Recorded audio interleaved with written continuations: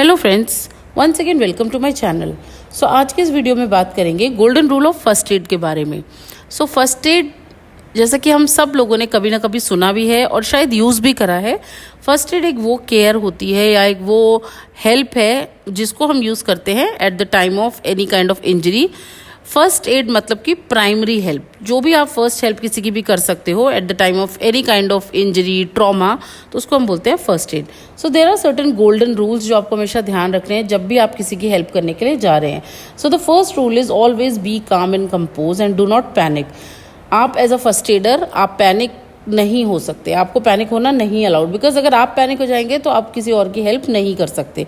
सो सबसे पहले आपको अपने आप को शांत रखना है, सिचुएशन को देख के डिसाइड करना है कि आपका नेक्स्ट स्टेप क्या होने वाला है। नेक्स्ट है your own safety first.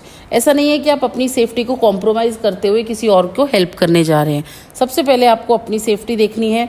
Suppose for example अगर कहीं फायर लगा हुआ है and you are not okay with it, या आपके पास सारे इक्विपमेंट नहीं है उस फायर में अंदर जाने के लिए और दूसरों को हेल्प करने के लिए, तो आप ऐसी हेल्प नहीं करेंगे, बिकॉज अगर आप इंजर्ड होंगे तो फिर आपको देखने वाला कोई नहीं है। तो इसलिए सबसे पहले आपको अपनी सेफ्टी चेक करनी है। Next is very very important ABC assessment. ABC का मतलब होता है airway, breathing and circulation. As soon as आपको कोई कैजुअलिटी या कोई विक्टिम या कोई इंसान जो कि जिसको चोट लगी हुई है, एक्सीडेंट पीड़ित है, आपको मिलता है, सबसे पहला काम है आपको ABC असेसमेंट करना। ABC असेसमेंट का मतलब है आप उस पेशेंट का एयरवे चेक करेंगे, उसकी ब्रीदिंग नॉर्मल है या नहीं है, और सर्कुलेशन मतलब का उसका पल्स रेट चल रहा है या नहीं। और अगर ये तीनों चीज़ें नॉर्मल हैं तब आप नेक्स्ट चीज़ के लिए प्लान करेंगे।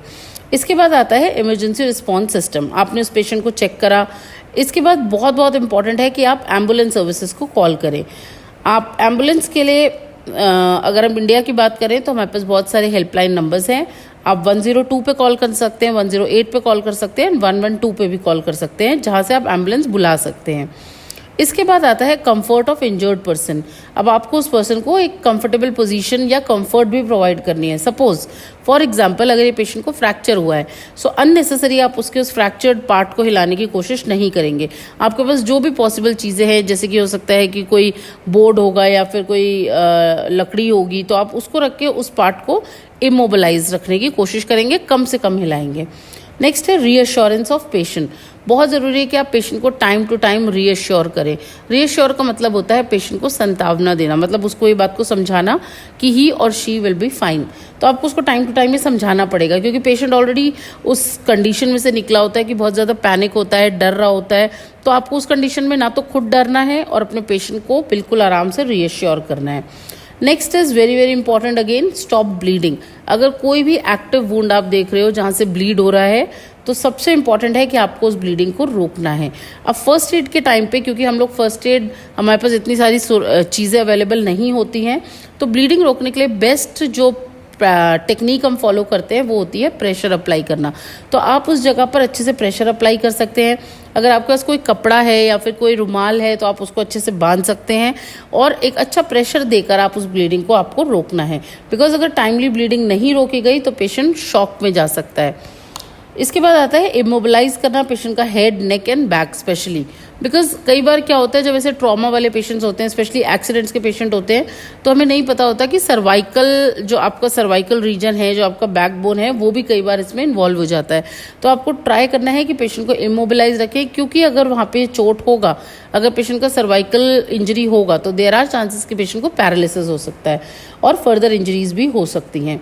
इफ़ इट इज़ पॉसिबल तो आप फर्स्ट एड किट के लिए डिमांड कर सकते हैं। अगर आप किसी ऐसी जगह हैं जहाँ से आपको फर्स्ट एड किट मिल सकता है तो आप फर्स्ट एड किट के लिए डिमांड करेंगे।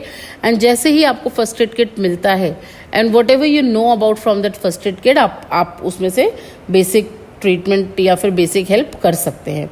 इसके बाद आता है very very important privacy of patient, and specially if it is a female client.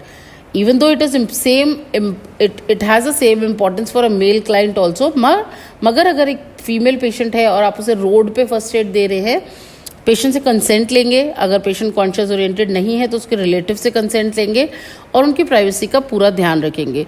Suppose कोई फीमेल विक्टिम है और आपको लगता है कि मुझे उसे शायद CPR देना पड़ेगा, तो आप ऐसे ही रैंडमली नहीं दे सकते। I need to give privacy to my patient. So ये सारे पॉइंट्स आप ध्यान में रखेंगे। These are known as golden rule of first add.